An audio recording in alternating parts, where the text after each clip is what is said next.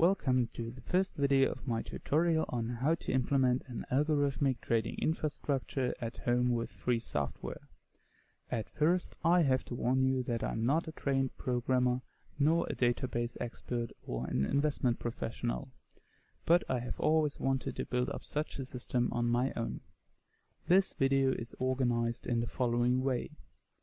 At first, I want to give you my own perception how an algorithmic trading system is characterized. Then I will talk about the interests one could pursue with the implementation of such a system. In the last two parts, I will show you my own hard and software and give you a short outlook on the system's conception. In principle, algorithmic trading systems are computer programs designed to trade assets automatically.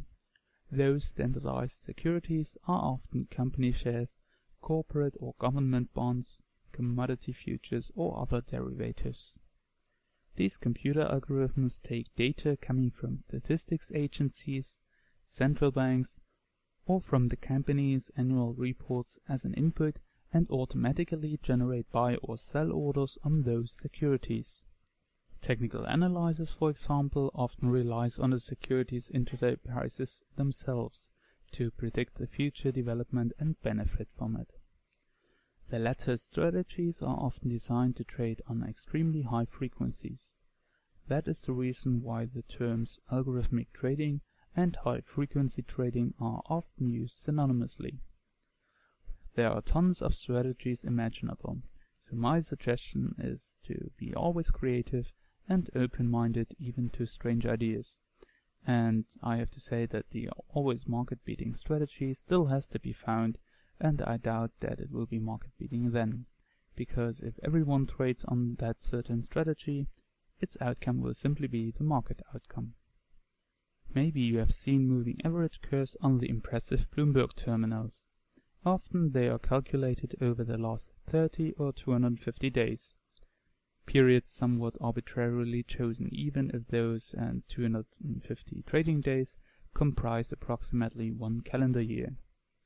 So we could create a moving average strategy that takes the last 60 days, which is around 1/4 of a year, to generate orders. Another hypothesis to examine with the aid of the local security price database could be to assume that there exists an information flow between share prices of companies doing business in the same sector. One could program an algorithm that exploits these information flows between different company stocks.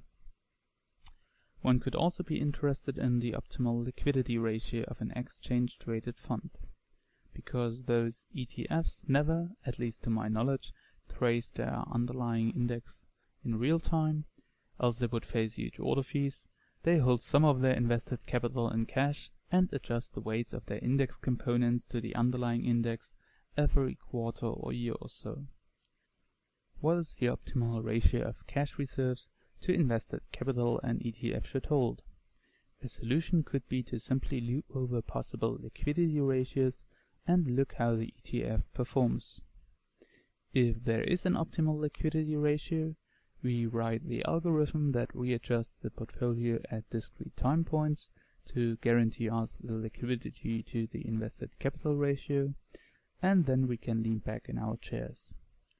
Other strategies rely, for example, on Bollinger Bands, neural networks, on Benoit-Mandelbrot's fractals, on arbitrage, or on mean reverting processes. As you can see, there are no limits in the creation of strategies. Be as creative as you can be in order to find one. Another striking feature of an algorithmic trading system is that it is explicitly designed to backtest strategies. That means that you take past data as an input to the algorithm and compare its predictions to the real development of the stock price.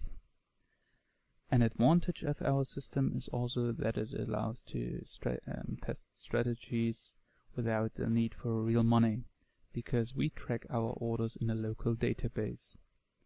Because I am a PhD student, I'm always interested in getting reliable data, but often freely available data has a limited resolution.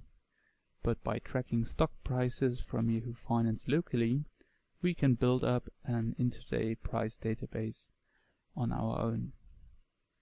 In my personal opinion, there's also a research gap around information flows between securities or indices. I have seen some papers addressing this question, but often the authors use historical daily data, which somewhat limits the reliability of the results, because in our times informations are available with very small delays everywhere. So it might be better to take very short time gaps of the event, for example the movement of the SAP stock and the resulting movement of the Oracle stock, into account when we search for the evidence of information flows on equity markets. Last but not least, we can test our investment abilities at no real costs and look how we've had performed as a trader. Next topic is the system's requirement, at least everything needed to imitate at your desk, which is described in the following tutorial videos. The first prerequisite is the statistical software R with packages XML, cron and MySQL installed. XML provides functions to easily evaluate the data we obtain from Yahoo Finance, while cron extends the date and time functionality of our base. The package MySQL will be used to store the gathered data into the MySQL database. Of course, you should have a working MySQL instance to store the price data locally and to quickly access and process it with our strategy algorithms.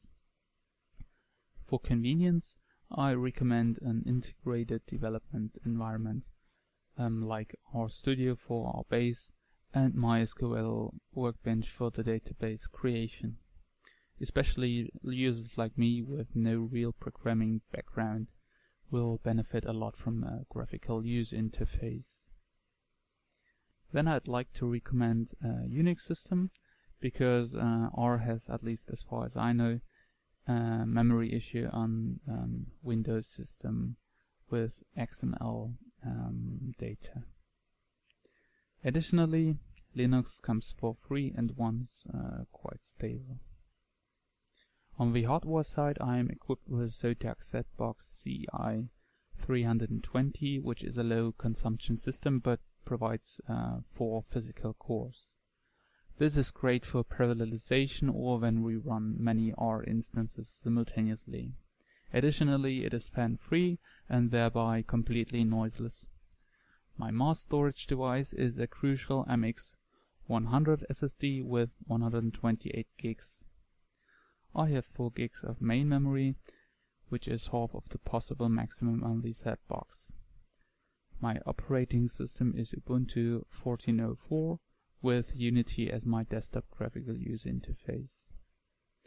The last but maybe the most important topic of this video deals with the conception of the whole system. I plan to develop it with you in the next videos in this way.